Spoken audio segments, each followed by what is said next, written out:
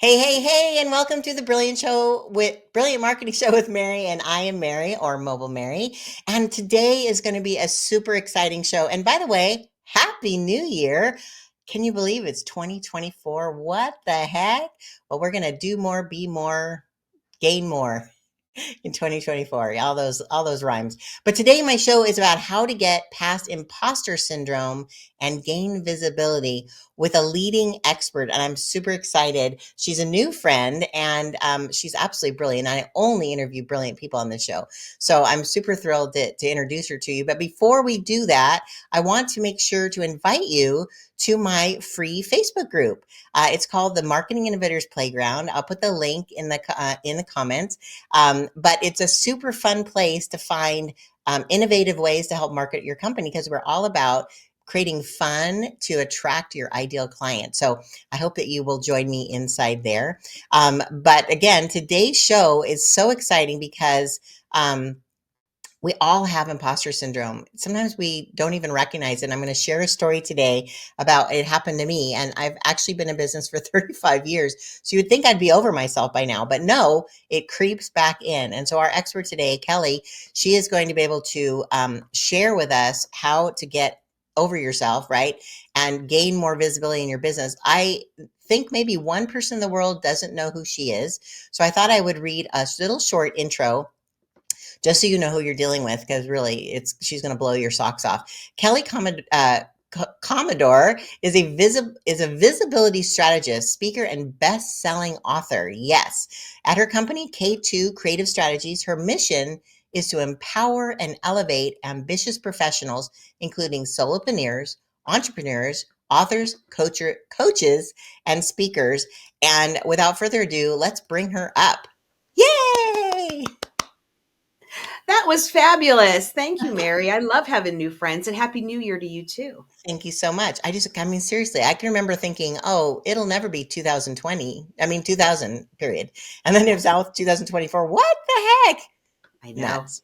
Nuts. I know. Well, that shows that we have staying power, right? That we've been around Yes. and we're survivors. So that is awesome. Well, like I said, we're going to be talking today about imposter syndrome. And telling me a little bit about what your definition of imposter syndrome is. It's me. I, I'm the I can problem. relate. Yes, go. Um, I didn't know what imposter syndrome was until probably about, I want to say 2005. Okay. I was working at a local business newspaper here in Pittsburgh. I live in Pittsburgh. Okay. And I was always down on myself, always saying like, why are they giving me this raise? Or, I'm getting a job title change, a promotion. Why? Like, when are they going to figure me out? When are they going to figure out that like, I don't deserve any of this? Like, I'm serious. Right. And a friend of mine said, you have imposter syndrome. And I said, what? I said, I'm not an imposter. She goes, no, imposter syndrome. And then she explained to me that it's when you do have knowledge and know-how and you do really well at your job or in life in general. There's a lot of mothers that say that they have imposter syndrome as a mother. Wow. And so I started this path of like trying to figure out why do I have this? What does it mean? And how can I help other people overcome these feelings? And that's how I got to where I am today. Wow. Well, it's interesting. You had made this comment. I thought this was kind of cool on your brilliant marketing share that high achievers struggle with imposter syndrome, which affects their visibility in the marketplace. What do you mean by that? Here's the thing. If you are struggling with imposter syndrome, you're not putting yourself out there. Mm, If, and I always say it's waiting to be tapped instead of putting yourself out there for, if you're a speaker, to have an opportunity to speak. If you're right. an author, maybe there's an article that you could write for a really big publication and you can do it, but you're fearful that you're going to be questioned or that you're going to apply and not get the position or not get the article or whatever. Right. So people with imposter syndrome, they kind of sit back and wait for people to tap them and say like, hey, do you do this? Or, hey, is this something in your wheelhouse? Because they're so afraid of putting themselves out there to rejection. My thing is, whenever I worked in the place that I was working at, where I was told I had imposter syndrome, I would eat lunch in my car for like the first couple of months because I didn't want to be sitting in the kitchen because I had overheard conversations, people talking about their college degrees. I don't have a college degree. Okay. People talking about these other really big positions they had held in other jobs. And I was so fearful that they were Wow. going to ask me about that stuff that I sat in my car and I ate lunch there for probably a good month before I really started to feel comfortable talking to people. It's Wow. terrible. It's terrible. Wow. Yeah, and I think this is I mean, I don't think a lot of men have this issue. For some reason, they're born with a confidence that, yeah, I deserve this. Yeah, I should do like walk in a room. We were just talking about the Barbie movie. Um, but I think like it happens to everyone. And it's not like just for people who are new in business. Like I just celebrated my 35th anniversary in business. And as I said, I'm only 36. Thank you. Amazing. I know. I was a go-getter. Came right out of the Yes. womb. Mom, Came let's right start a out. marketing company. Yeah. Um, but I was sharing with you off screen that this happened to me recently where you think I would have gotten over myself by now. I went to a conference in Nashville. There was like 2,000 women, certified women-owned business owners there. It was for the national organization for that. It's called WeBank. And Oh yeah. I am not a shy person. I'm literally like you look at the extrovert in my pictures next to in the dictionary. I love people. I love being in crowds. I love speaking on stage. Like I dig on that. But I walked in and I all of a sudden was looking around going, I am not worthy to be here. I wasn't even like verbalizing those feelings inside me. I just was feeling this overwhelm, which I don't normally do. I mean, that's like not me. So I remember like finding an excuse to go back to my room to like I don't know, let's, TMI, go to the bathroom. Like I have to go to the bathroom or something. And I Right. remember hiding out. So I Yeah. found things to do where I would paid a lot of money to be at that conference. I should have been out there networking and doing all the things, right? I got a phone call from a gentleman who was on I was the president of American Marketing Association here locally. And he called me for a referral to something. And so we started talking and he goes, what are you doing? Why are you sitting in the room? And I was like, well, I just feel, and he was like, oh my God, Mary, you have imposter syndrome. And I was like, no. And he goes, yes, you do. Now you stop it.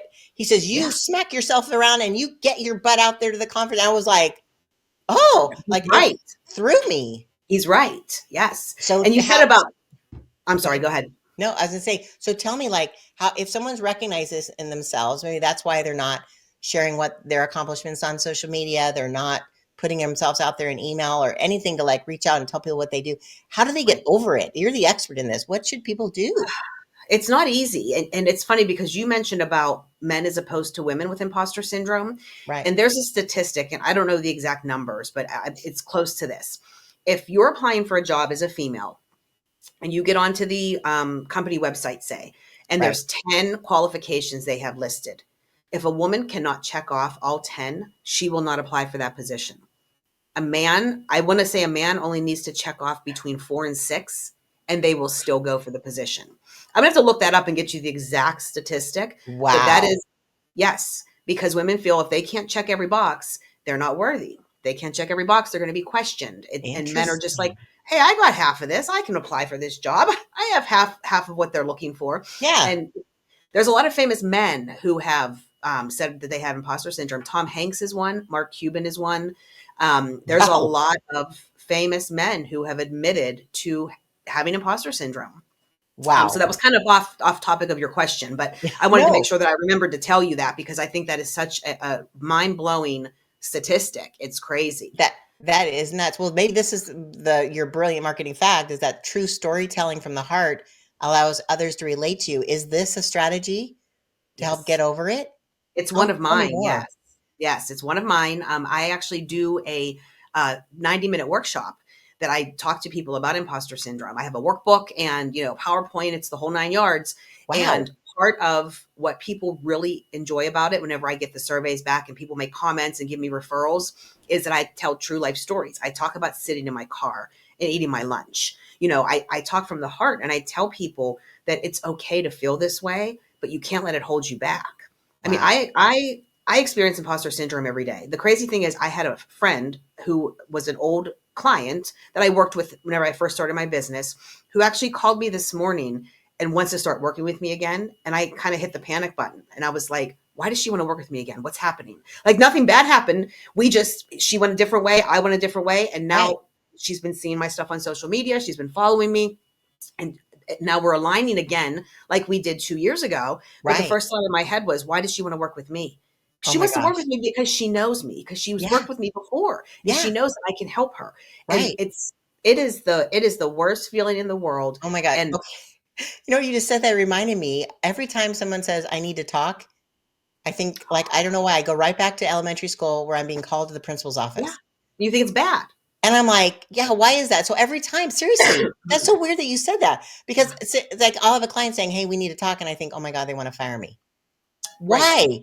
I do great work Why for would you them. think I'm that? getting Like, great results. They're always praising me. But one email or text that says we need to talk, I think, like, what the heck is that? yes, I know. And we do it to ourselves all the time. I mean, even, like I was saying, going for a job, going for a raise, going for a promotion, all that stuff. We second guess ourselves because we're so fearful that we don't have what it takes, when we have proven to ourselves and to our clients and to our family and our friends and our colleagues over and over and over again that we do have what it takes. We're in the positions we're in because we worked hard, and that's how we got there. Right.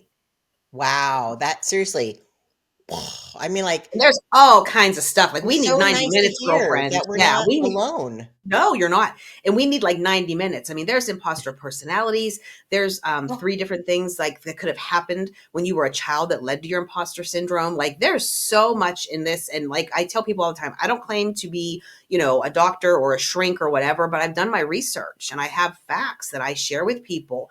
And that's what people love. So when you talk about like heart-centered storytelling, they want facts and they want to know who you are and who you truly are inside, and that you care about their success. wow. Okay. Well, you've got me on two things. I'm interested in what are the five different personalities and what are the three things that happen in childhood? Can you, I know we like have a limited time, but can you I'll rattle do the through them? three. I'll do the three childhood Okay. things Okay. because that's shorter. Okay. There's different ways of looking at it, but there's one bucket as you're the person that everything has come to you very easily. So you are like the superstar. You're the gold star, the A plus. So whenever you become an adult, if everything doesn't come to you that easily, then you automatically think that you're an imposter. You don't deserve this. That, if you have to work really hard to get somewhere and you didn't as a child because you were just brilliant, straight A student, gifted program, you tend to think that, okay, I don't deserve this job. I shouldn't be in this position because I have to really work hard to learn this stuff. Then Interesting. there's the unsupported person, and that's the person that makes me so sad. It's the person who might have done well in school or in sports or whatever, but never had anybody to be their cheerleader. So they feel funny celebrating successes because either they didn't have a parental figure or maybe teachers or a coach or somebody like that who were able to celebrate and tell them that it's okay to celebrate whenever you do well. So that's another one, is the unsupported person. And Okay. then there's the person that whenever they do work hard, they still need more understanding. So it takes a little bit of time. You might not have been the straight A student, but as you work and you gain more knowledge, then that kind of sets you back because you feel like you should have known all that from the beginning. It's Oh, complicated. It's a wow. whole thing. I know, it's a whole thing. And it's funny because most people can identify with one, but I've had people in my workshop say, I identify with more than one. I was unsupported, but yet I was a straight A student. So Right. now whenever I go to work and I'm given a new project and I need help with it, I feel like an imposter because I should just know this off the top of my head. Right. It's wild. That is wild. Wow. Okay. So where can people, I mean, I want you, email me the link, but I would love to Yes. share if people want to sign up for your workshop. I think that's fascinating.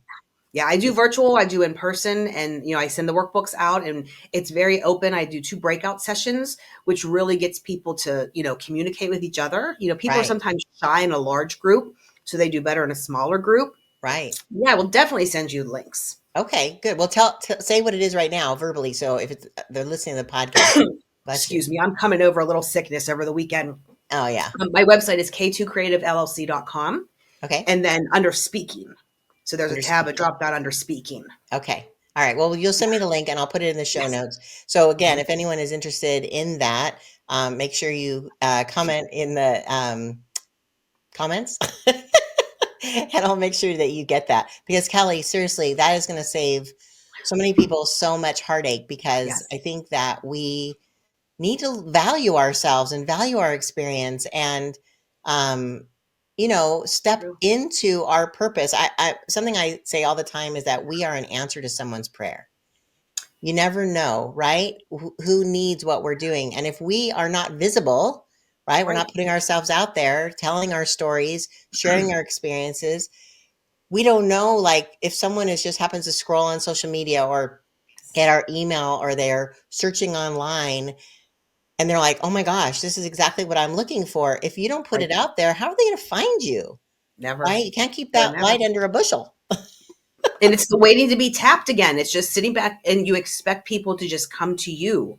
And that's not going to happen. You need to get that visibility for yourself. I love that. I love it. Well, Kelli, thank you so much. We're at the end of our show. I just want to make sure everybody knows how to get a hold of you. Here is the website here, k2creativellc.com, and go under story to get the link to that workshop. I think that's awesome. Speaker. And Thank you. Yeah. and on social media, how can they reach you? What is your favorite social media? I'm really getting into Instagram. I Oh, really enjoy doing Instagram. So it's just awesome. at K2 Creative LLC on Instagram. I love it. Awesome. Okay. Well, I'll make sure to put that in the notes as well. So, Kelli, it was such a pleasure getting to know you and what a blessing you are to the world. And happy 2024. May it exceed your dreams. May you be blessed abundantly in all you do. And I'm looking forward to meeting you in person someday, which is be so exciting. Absolutely. Absolutely. Awesome. We'll crisscross the coasts. I love that. All right, cool. So listen, everyone, this is the first show of 2024. Look for us every Tuesday at 12:30 Pacific. Same bat time, same bat channel. And remember, be brilliant in all you do. Have a great day. Bye.